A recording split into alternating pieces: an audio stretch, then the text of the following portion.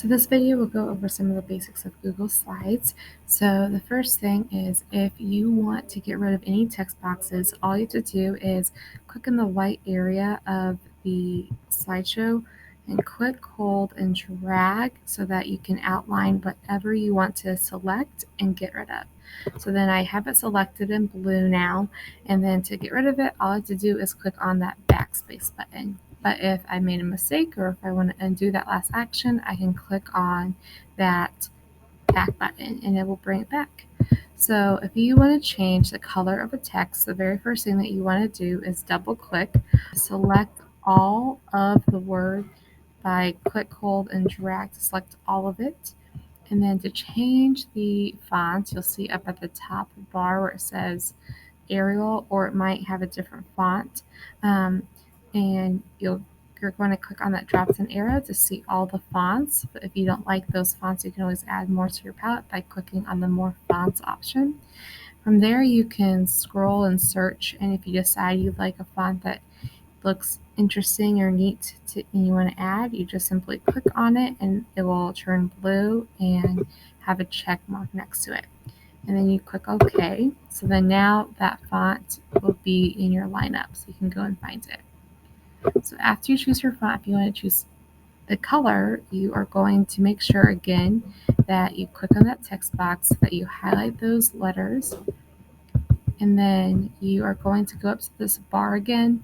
This changes the size of the font. This makes the text bolded or italicized or underlined. And then if you want to change the color, click on text color and you can choose to change the color. If you don't like any of those colors, you can create your own custom color by clicking the plus sign underneath custom, and then you can select what color is best for you.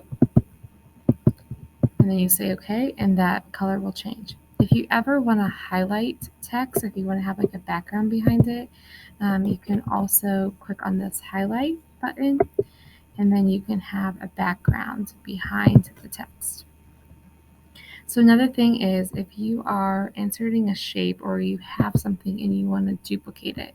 So instead of copying and pasting something over and over and over again, let's say I have this shape and I want to copy it and paste it again. Instead of doing Control C, Control V, you could simply click on the object and then do Control, hold, D as in dog, and it will duplicate that image. So that way you don't have to Control C, Control V. So it just is a little shortcut that saves you some time. Another thing is if you are wanting a new slide, like a new layout, and you want to see what you have available, you're going to go over to the top left corner and click on the upside down triangle, and that gives you all the different layouts that you can use. So if you want a slide that has a title and a body, then you can click on that, and then you can begin your presentation there. So for example, I'm going to type in pets, and then I want to have cat, dog, and horse. Let's say I have my slide and I want to add a picture, but I want to add multiple pictures and I don't want to have to rearrange where the pictures go on the page. If I go to Insert, Image, I can choose to search the web. I can add a picture from my own drive. I can take a picture of myself, or I can take a picture of something directly from the device. I oftentimes will just choose to search from the web, and then I'm going to type a picture of a cat, select the picture of my cat, and click on Insert.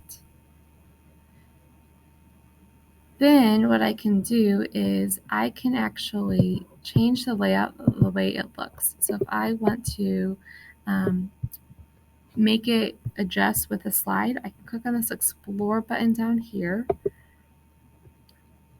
And then I can see the different slide formats. How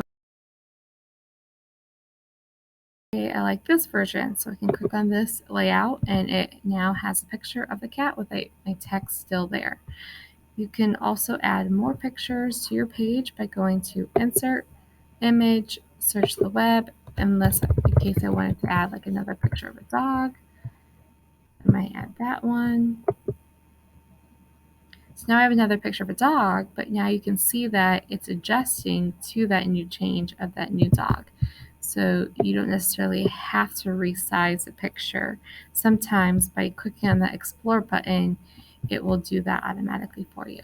But it just takes some playing around. But if you want to rearrange it on your own, you definitely can as well.